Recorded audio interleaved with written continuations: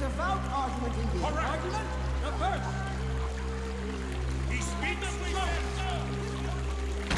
My fellow philosophers, the Golden Fleece was an abomination. It had no place in this world. Its theft, criminal though it may be, will serve the greater good in the end. This I promise you, or my name is not Phaedon!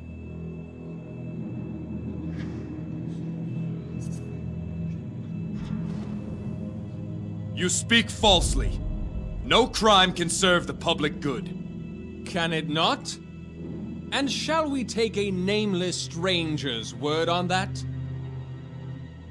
My name is Jason, and I say your speech is false. Then we must debate, sir.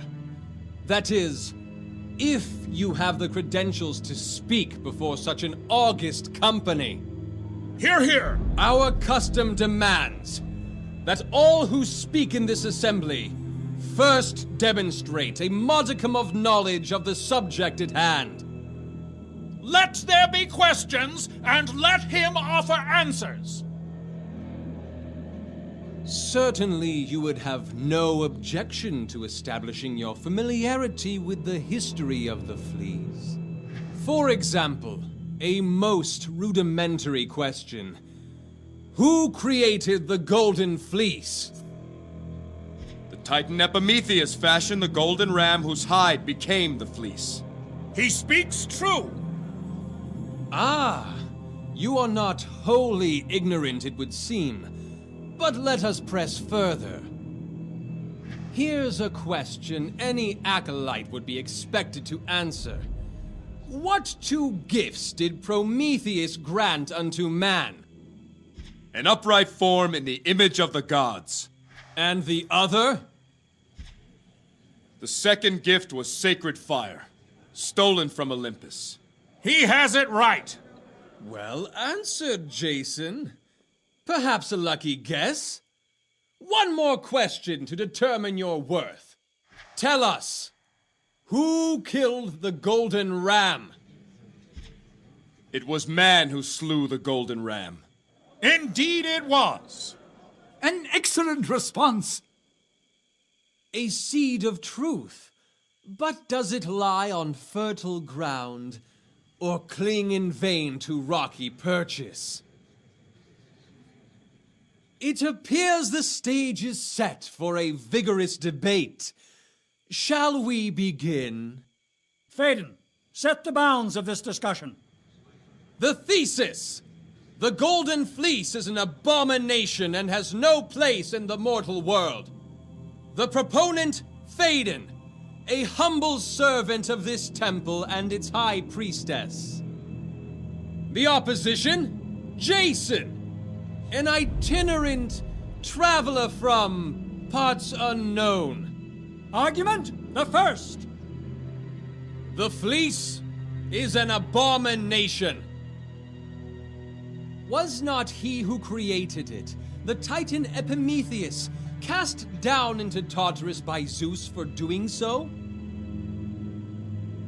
Clearly, the Lord of Olympus judged the act of creation to be evil and worthy of damnation. Can we not then infer that the product of that act is also evil and worthy of damnation? A persuasive argument.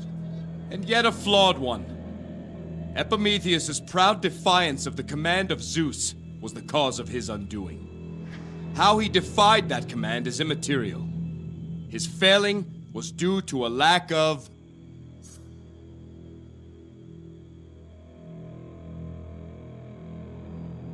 discipline.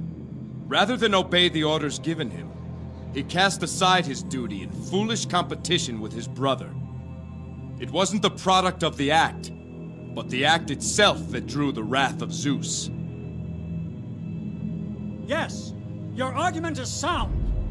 You have my support, sir. Pure sophistry. A clumsy argument to snare the feeble-minded. We continue. Argument the second. The fleece circumvents the will of the gods and the natural order. The immortal gods look down from mighty Olympus and wish such and such to be. And then Cleophas, the half-wit goatherd, uses the fleece and makes such and such not so. Do other human men dress like him? No mortal should have the power to countermand the divine scheme of life, death, and afterlife. I, for one, believe the will of the gods should be inviolate to the whims and caprices of imperfect minds. A devout argument indeed. Devout? I say a cold and cynical one. What of men who honor the gods? What of men inspired by the gods? Does my opponent deny that through man the gods can enact their wisdom? Your low opinion of our kind is unfortunate. But even more troubling is your low opinion of the gods. Surely those whose minds are perfect can foresee all outcomes, fleece or not, and act accordingly. Indeed, a stirring rebuttal. You have my support, sir. An untenable retort! The standards of philosophy here are lacking. We continue. Argument the third. Verily, the golden fleece brings out the worst in men. Wars have been waged for its possession. Brother has killed brother to claim its power. Its very presence on Kithra endangers the people of this island. Woe unto he who sleeps upon a bed of gold, for light is his slumber and his trepidation constant. Greece is undoubtedly a more peaceful place without the fleece in it. Insightful words, truly. Fa hoktakuni! Do not fool yourself in thinking that a decrease of temptation ensures an increase of peace. Men will fight. They always do. If not for the fleece, then for power. If not for power, then for land. If not for land, then for gold. It's a flawed world, and we are its flawed inhabitants. It takes conviction to do what's right in such a world. It takes justice. Let our lives be ruled by order, and the evils of temptation diminish. In the right hands, the fleece is an instrument of justice. A sober argument, but for me, it collapsed under the weight of its own impetus. This point belongs to Phaedon. A carefully measured decision. And now for the closing arguments! Good sirs, I appeal to the most discriminating sagacity of this assemblage. The fleece is an abomination, a singularity, and singularities are dangerous things. It has the power to conquer nations, the power to raise the living from the dead, and yet it has no conscience. It gives its power indiscriminately to any who can claim it, whether by brutish strength or cunning guile. Why do we risk such calamity? And for what? All that good men should reasonably do, they can accomplish without the fleece. We are better off without it, say I. I am a simple man. And simple men are best equipped to deal with simple truths. I am not one for ostentatious pedantry or spurious erudition. I will leave that to my opponent. What I do know is this. The fleece is neither good nor evil. It does not decide its purpose any more than does my sword. The only thing certain in this life is that nothing is certain. That is the vital condition of our existence. And the fleece is the embodiment of that uncertainty. Yes, it is a singularity, but that is nature. As such, how can the fleece be out of place in the mortal world? It was born of this world. We are taught that the Titan Epimetheus made the golden fleece. But why did he make it? To rival the glory of man. Is the fleece a risk in evil hands? Yes, but in good hands, it keeps us humble. For there is nothing we can do that it cannot undo. Used with prudence, the fleece encourages discipline and imparts wisdom, ensures justice, inspires courage. I hope all here would agree that these virtues most certainly have a place in this world. Brilliant! We hear Athena's wisdom. Hear, hear! Well spoken, Jason. Truly, you are a man of many talents. Someone fetch a laurel crown! You can't all be persuaded by this chicanery! Wonderfully said, sir! Bah! It was too much to think this self-important rabble could comprehend simple truths. You, sir, are the most dangerous kind of agitator. And there's only one way to reason with an agitator. There is no debate or argument with evil such as this. Silence, filthy thing! I am the voice of this temple. Jason, you see it? You are a black tongue! What? Not that it matters now. My work here is done. That slut Meduza was easy work. And her brother proved a coward. No! The fleece left Kithra in the Raven's clutch. The Black Tongues have it now. You fiend! Where is it? Where is the fleece? You will tell me!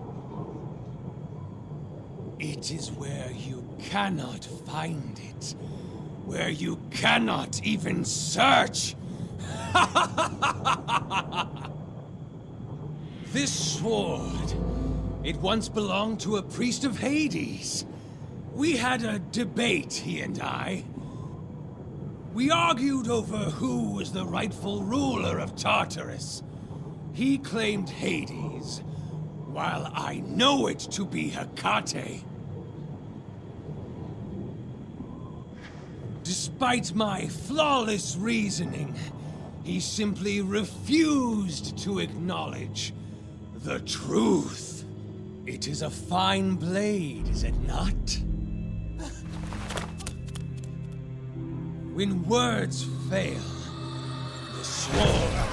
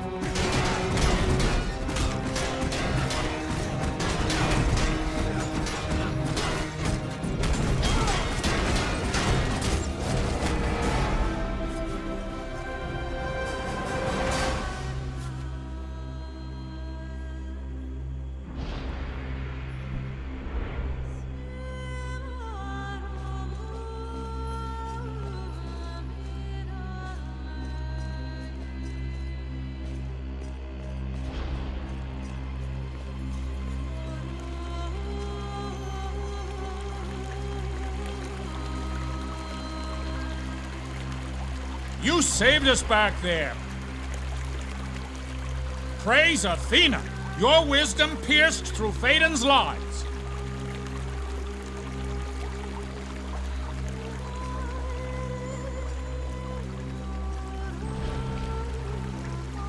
Thank you, Jason. I'm ashamed to say I once sat in that hall and shouted praise to Phaedon. It seems Phaedon fooled many people on this island. Indeed. He had a way of being persuasive, but he had no answer to your argument. It was an honor to hear you speak. Where did you learn to orate in such a manner?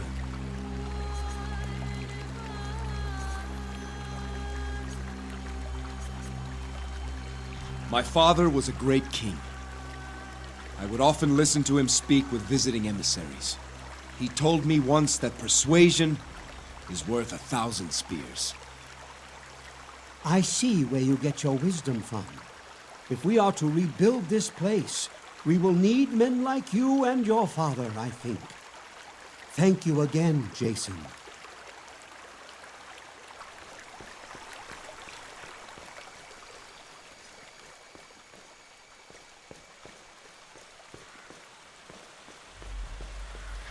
Only one remains. Of all my people, Meduza is most responsible for the events that occurred. She has had time and opportunity to reflect upon what she's done. But you must decide her final fate.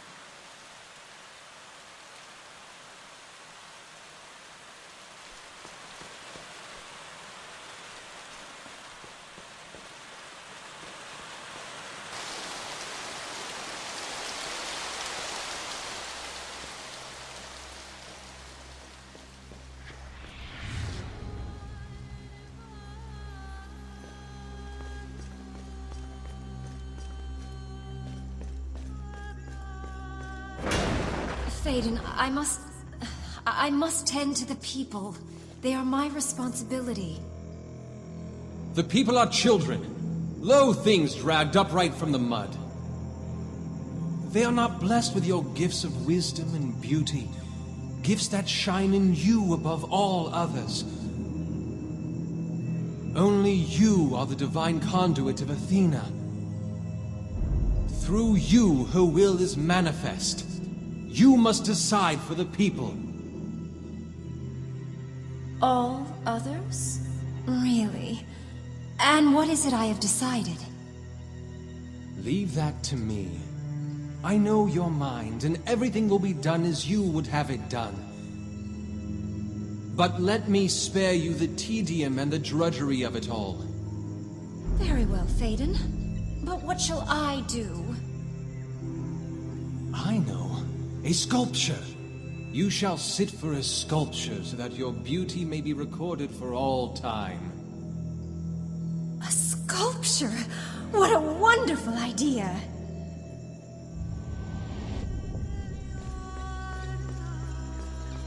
Is she a victim of another's evil, and one who may yet do good in this world?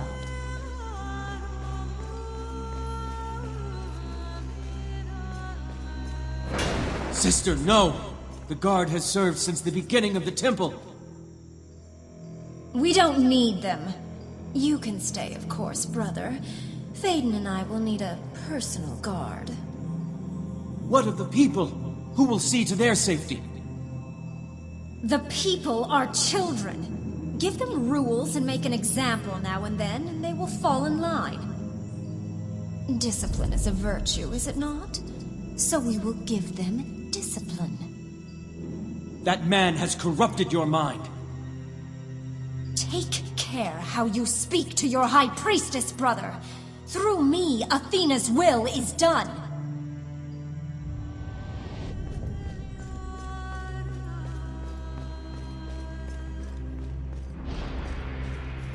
Either Meduza or her vanity must be destroyed forever. I leave that choice to you. Use the virtues, Jason. They will keep your judgment righteous.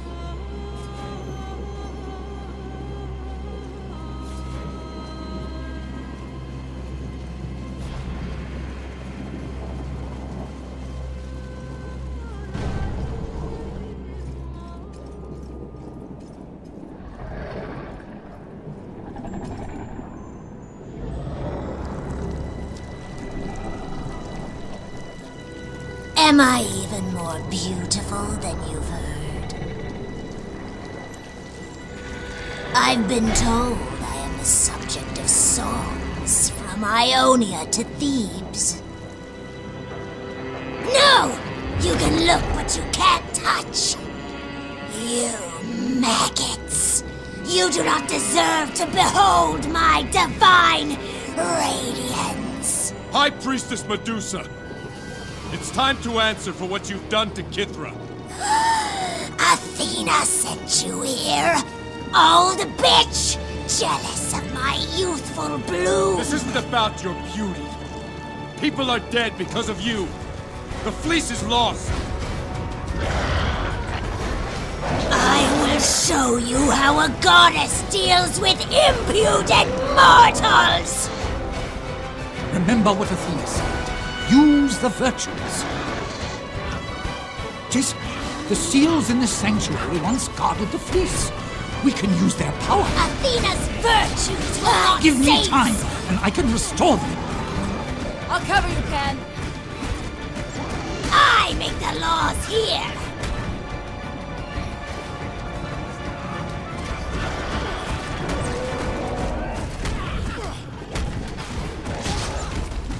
This is my barely scratched me!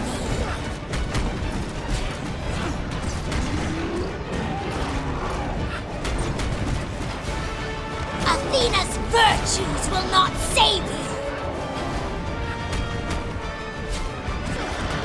Get him! No! Wisdom is the simplification of knowledge. I'm a goddess! Oh, that barely scratched me. Kill Athena's errand boy! Athena's virtues will not save you! No! My beauty! No! Don't you touch it!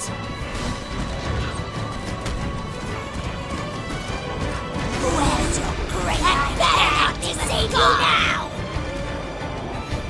Discipline is the order that allows freedom.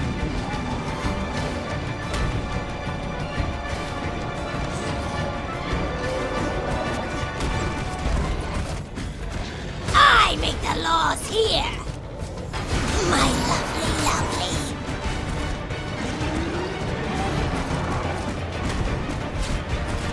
She is a kill Athena's errand boy!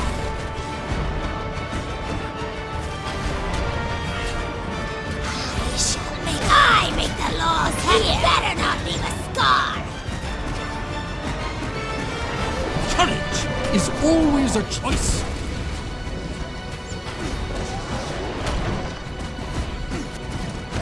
Kill Athena's errand boy! That barely scratched me.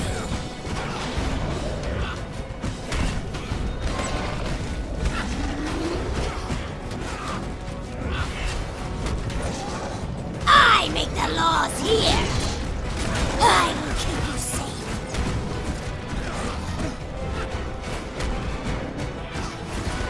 Athena's virtues will not save you!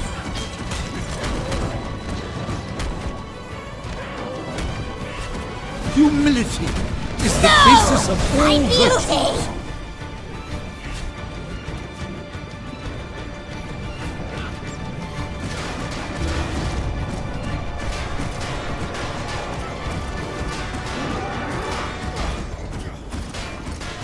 I will keep you safe.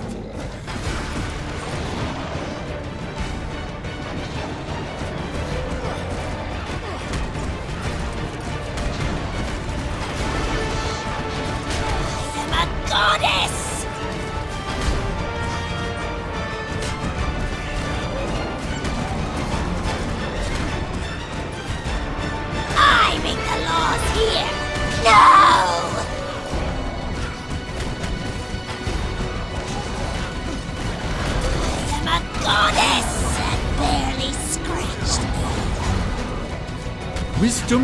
is the simplification of knowledge. Athena's errand boy!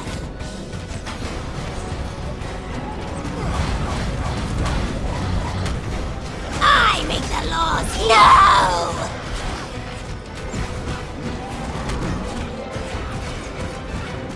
Where's your gray-eyed hand to save you now? Don't you touch it! Athena's virtue! No! Save my beauty!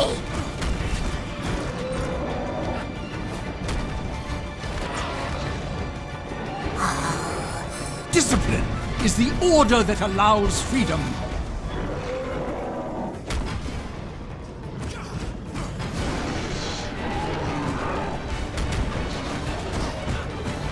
This is my temple!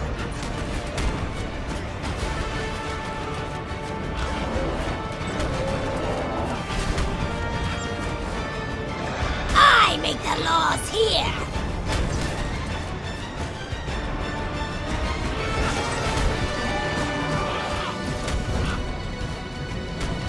This is my temple!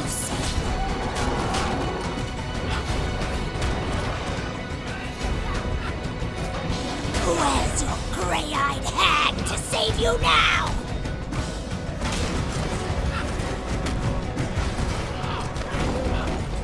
I am a goddess! Scratched me. Courage is always a choice. Kill Athena's errand boy!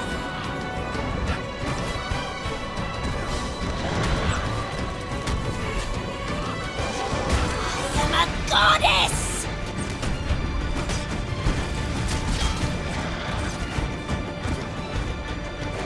Athena's virtues will not save you, you insects! Don't you touch it! Humility is the basis of all my virtues. beauty!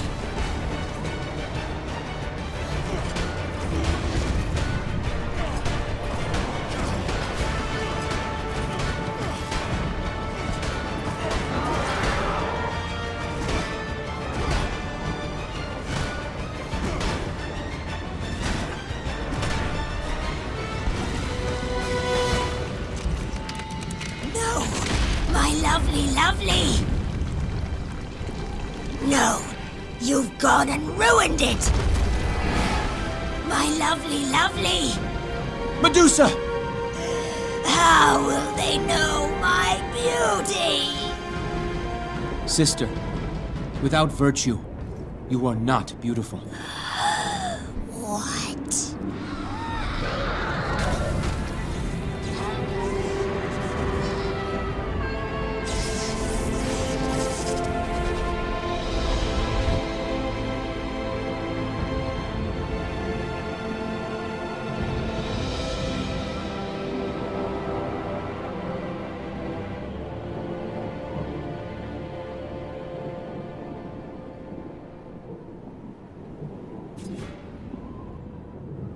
And so, your choice is made.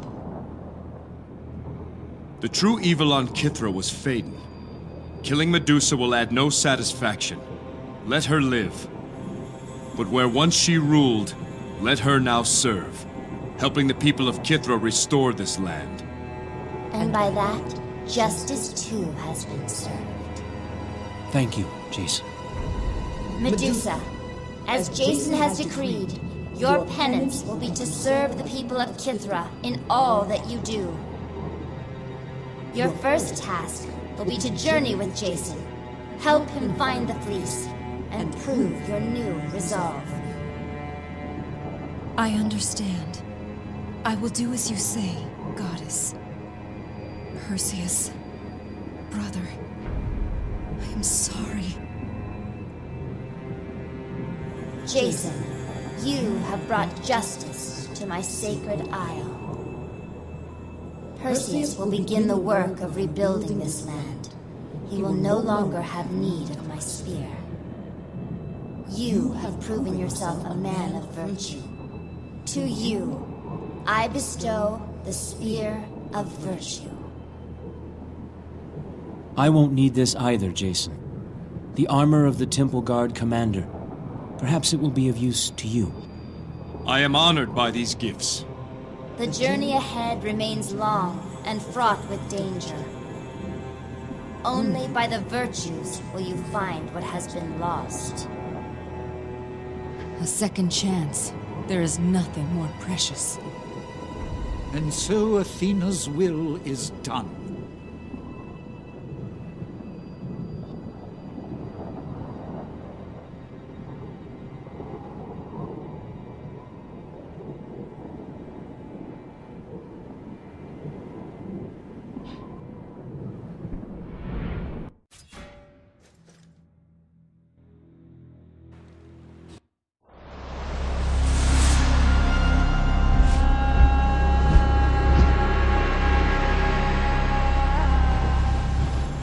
Yes. Good time. Stars are clear tonight. Who's there?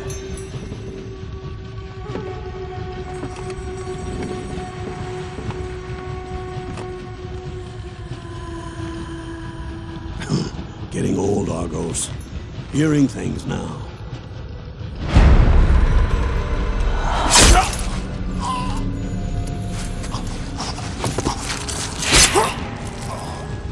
Sleep now, old one. Embrace the abyss.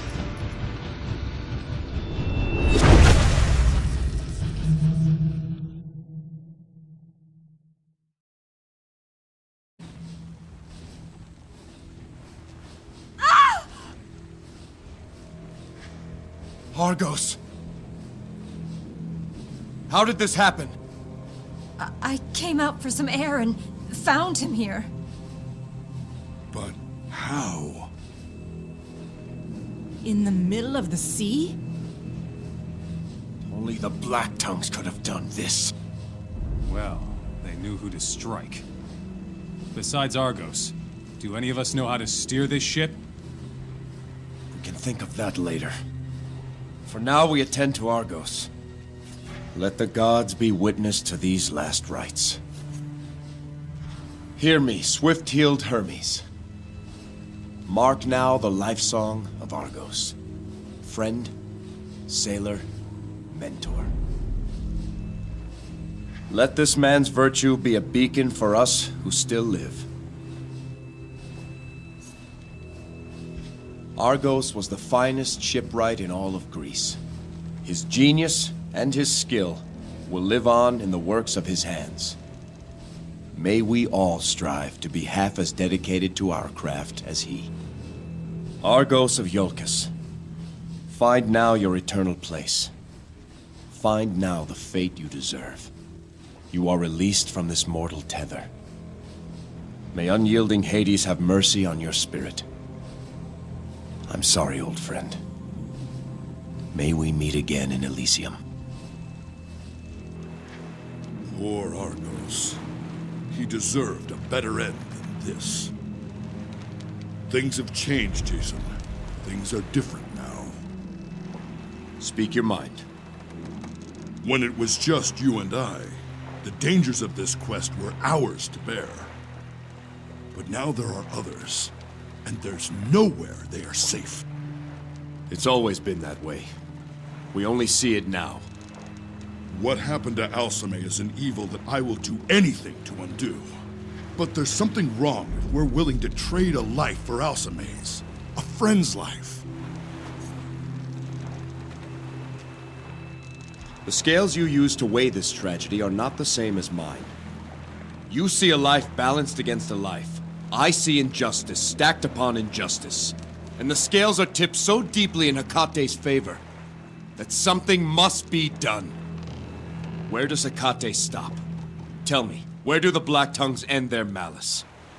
It only begins with Alcime, my friend. It doesn't end there. There are times when I watch what you're doing, and I feel ashamed. When my wife and child died, I buried them and mourned their passing. They received last rites within an hour of their deaths. You did all you could. No, I didn't. You're proof of that. Even when you didn't know how, you refused to give up. I'm sorry, Jazon. I'm sorry to have doubted. I will honor the sacrifice of Argos. I am with you, Jazon, until the fleece or the ferryman. I am with you to the end.